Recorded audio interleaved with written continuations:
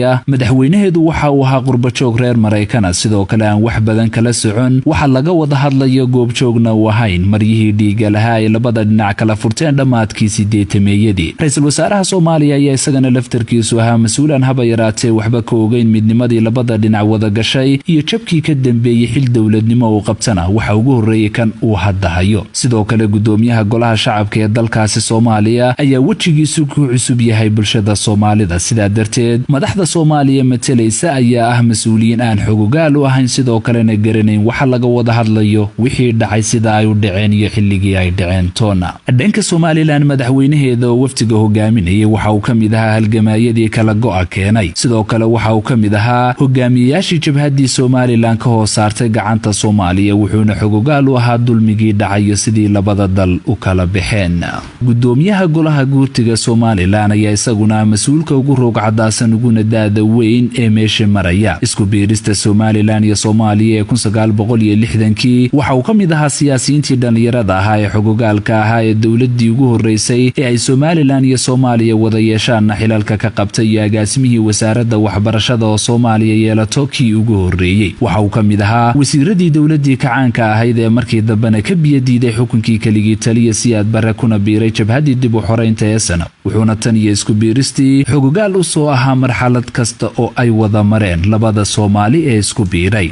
diblomaasiyadda Soomaaliland u qaabilsan wada hadalada Dr. Adnaadan ayaa iyaduna kamid ahayd qoysaskii Soomaaliya ka soo arrimiyay waqtigii la midaysnaa waxayna ahayd xaaska ra'iisul wasaarihii hore ee xukuumadii labaad ee Soomaalida Ilaahay ha u naxariistay Maxamed Xaaji Ibraahin Cigaal midowgii tan iyo kala go'ay labada dalna waxay ahayd siyaasiyiintii goobjooga ka ahaa iyo wasiirkii hore arrimaha dibadda Soomaaliland waxayna leedahay khibrad diblomaasiyadeed oo dhaafsiisan 50 sanadood waana mid dhammaantood ka khibrad badan mas'uuliyiinta Soomaaliya metelay sida darteed ugu horeynba sidaas ayay ugu kala xogogaalsan yihiin arrimaha masiiriga labada wafti ee kala metelaya dalalka Soomaaliland iyo Soomaaliya dhanka Soomaaliya mas'uuliyiinta ka socday waqtiga arrimaha laga doodaya dhacayeen waxay ku maqnaayeen dalal shisheeye halka mas'uuliyiinta Soomaaliland metanaysana kamid ahaayeen kuwii midida daabkeeda hayay ee gorgortamayay tan iyo kala go'ay markii uu kulankii iyo shirkii uu furmay waxa hadalka isaga kala dambeeyay madaxweynaha Djibouti iyo ra'iisul wasaaraha Itoobiya intaasi kadib waxa la gudagalay khudbadihii madaxda Soomaaliland iyo Soomaaliya madaxweynaha Soomaaliland oo hadalka ku horeeyay waxa uu jeediyay khudbad qaadatay 17 daqiiqo iyo 35 ilbiriqsi wuxuuna jeediyay warmurtiyeed nuxurkiisu ahaa garnaqsi Soomaaliland dunida u muujinaysay wixii dhacay wuxuuna soo bandhigay sida Soomaaliland uga soo doogtay dhibaatooyinkii loo geystay isagoo qodobada ugu muhiimsanaa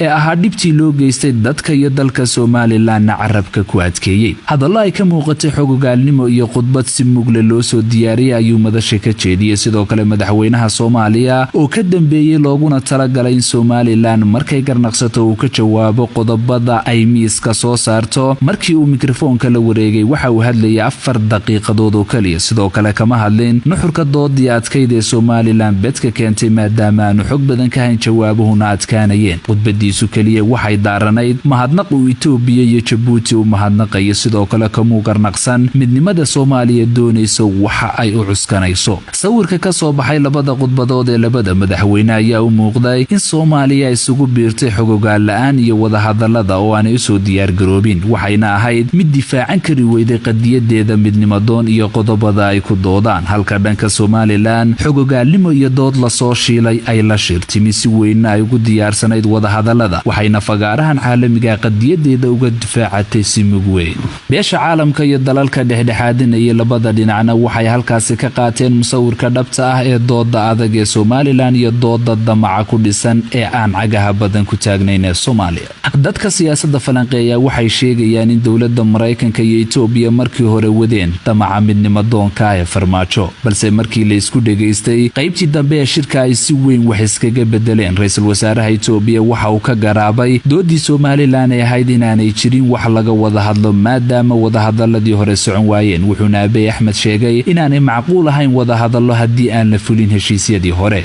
dhexdhexaadiyayaashuna waxay soo saareen warmurtiyeedu muuqday inay wax iska bedeleen oo dawladda Djibouti ku saxeexan tahay saddexda qodob ee ugu muhiimsan ee warmurtiyeedkaasi ku jiray waxa kamid ahaa qaabka warmurtiyeedka dhexdhexaadiyayaasha shirka Djibouti u dhigeen waxa uu ahaa mid muujinaya in Soomaaliland iyo Soomaaliya kala yihiin laba dawladood iyagoo isticmaalaya ereyga degdega ah wadahadalada u dhexeeya labada dowladood. warmurtiyeedka hordhaca ahaa ee go'aanka beesha caalamku gaadhay waxa uu ahaa mid garsiinaya Somaliland oo ku doodaysa in wadahadalo dhici karin ilaa la fuliyo heshiisyadii hore ee afarta wadahadal ee hore loogu gaadhay, taas oo dunidu sideeda u meel marisay. warmurtiyeedkana ku soo dartay saddexda qodob ee muhiimka ahna waxaa ka mid ahaa in la fuliyo heshiisyadii hore ee Somaliland iyo Soomaaliya wada galeen. heshiisyada hore ayay dowladda farmaajo u arkaysay in Somaliland ay dan yihiin, waana sababta ay u burisay. fulinta dunidu ku khasbayso ee waqtigana waa mid caqabad ku ah damaca dowladda Soomaaliya. sidoo kale inaan la siyaasadayn mashaariicda horumarinta waa mid ka mid ah guulaha ugu waaweyn ee Somaliland shirka ka gaadhay. farmaajo oo markasta isku dayi jiray in Somaliland uu ka cunaqabateeyo mashaariicda horumarinta iyo deeqaha caalamiga ayay dunidu ka soo ooday dibindaabiyadiisii. haddii la fuliyo qodobadii hore ee wadahadaladii xukuumadii madaxweyne Silaanyo la gashay xukuumadda Sheekh Shariif iyo xukuumadii kale Xasan Sheekh oo ay ka mid ahayd in maamulka hawada Hargeysa laga maamulo, sidoo kalena Somaliland u madax banaanaato deeqaheeda iyo heshiisyada mashaariicda caalamiga, waxay isweydiin mudan waxa kale ee Somaliland ka maqan. warmurtiyeedka shalay shirkii Djibouti ka soo baxay waxa uu niyad jab weyn ku abuuray xukuumadda Soomaaliya iyo taageerayaashooda oo mar qura laga waayay warbaahinta iyo baraha bulshada oo ka hor shirka ay hadallo badan ku baahinayeen. sidoo kale waxay yaqiinsadeen in lagaga gacan sarreeyay Somaliland. wejigii hore ee shirka sidaas ayay kaga gacan sarreysay Soomaaliya. sidoo kale wejiga labaad ee saaka bilaabmay waxaa ka hadlay labada madaxweyne ee Somaliland iyo Soomaaliya, waxayna u xilsaareen guddi farsamo soo dejinta ajandayaasha iyo qaabka wadahadalada dambe, sidoo kale ka wada shaqaynta fulinta heshiisyadii hore ee Soomaaliya ka baxday. bulshada Soomaaliya oo aad ugu hanweyneed in midnimo ka soo baxdo shirka ayaa candhuuftooda dib u liqay, halka bulshada Somaliland iyadoo isku duuban ay baraha bulshada iyo goobaha dadku isugu yimaado ku falanqeynayeen guusha Somaliland Djibouti ka soo gaadhay. inta badan bulshada Somaliland ayaa midnimo muujisa maalmaha adag. asxaabta siyaasadda iyo saxafiyiinta Somaliland ayaa dhinacooda hambaliyeeyay guushii Somaliland ka gaadhay wadahadaladii Djibouti uga socday Somaliland iyo Soomaaliya. warmurtiyeedu soo saaray ururka ay ku midaysan yihiin saxafiyiinta Somaliland ayaa lagu sheegay inay hambaliyeynayaan gacan sarreynta Somaliland ee shirkii Djibouti. sidoo kale dadka caanka ah ee ka hadlay waxaa ka mid ah abwaanka Xasan Saleebaan Dhuxul Laab Saalax oo ka mid ah haldoorka abwaanada waqtigan ee Soomaalida, sidoo kalena halabuurka waqtigan geyiga Soomaalida ugu caansan jiilkiisa, ayaa sheegay inay tahay waqtigii la iska kala tegi lahaa ee la kala bixi lahaa. guud ahaan goobaha bulshadu ku kulantay magaalada Hargeysana waxaa lagu falanqeynayay maanta sida Somaliland ugaga adkaatay Soomaaliya fagaaraha caalamiga ah ee la isku dhageysanayay. waqtiyada nasashada loo soo baxayay labadii cisho ee shirku socday ayaa la arkayay diblomaasiyiinta adduunyada matalaysay oo ku xoonsan Dr. Adna Aadan una khushuucsan taariikhaha Somaliland iyo xaqaa'iqa ay la wadaagaysay oo muuqaale ka inay xiiseynayeen inay ka faa'iideystaan waayo-aragnimadeeda. sidaas ayuu wejigii labaad ee shirku ku soo dhammaaday. wadahadaladana waxaa isla silafaguri doona waqtiyada ay dhacayaan iyo fulinta heshiisyadii hore gudiyada farsamada ee labada dhinac ay u saareen. wafdiga farmaajo